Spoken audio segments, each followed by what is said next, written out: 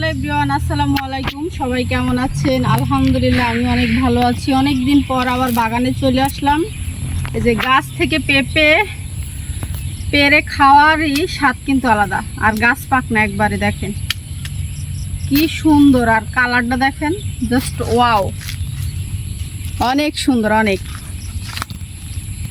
এরকম গাছ থেকে কারা কারা পেঁপে মানে পায়রা খাইতে পছন্দ করেন অবশ্যই কমেন্ট করে জানাবেন।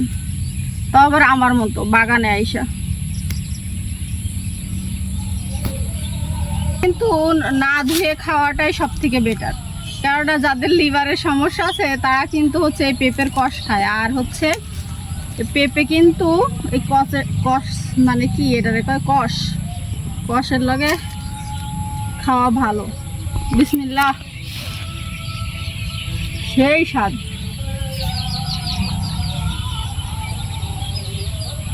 মানে একদমই ফরমালিন মুক্ত। এই যে আমার ক্যামেরাম্যানরা একটু দিতেছি, একটু আছে সেই রকম লেভেলের বিখ্যাত। পেঁপে খায় না। এই পেঁপের যে কত পুষ্টি ও কি করে বুঝবে?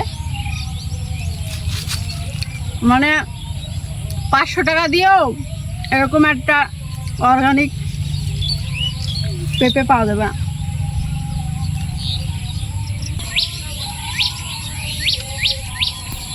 সেই স্বাদ, এত স্বাদটা, পেঁপে এত স্বাদটা, এত মজাদার খাবার আমি কি মিস করতে পারি? আর এই গাছের প্রতিদিনই একটা দুটা করে পাকে।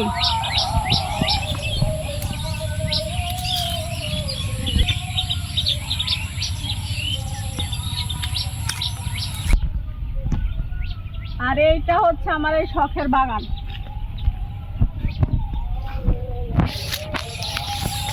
আমার এই শখের বাগানে অনেক ধরনের ফল ফুল আছে,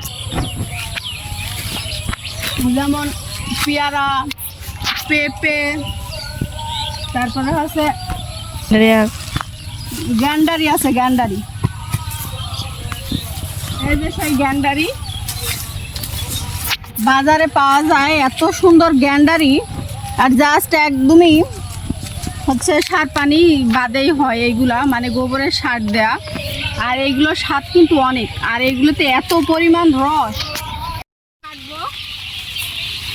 যাই হোক, দেখা যাক এই গ্যান্ডারিটা, এই গ্যান্ডারি আর রস একদমই ভরপুর।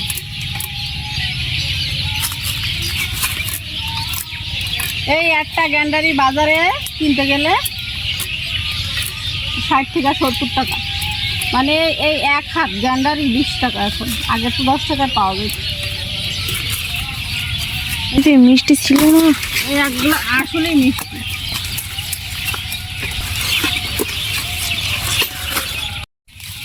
এই পাতাটি নিলে আবার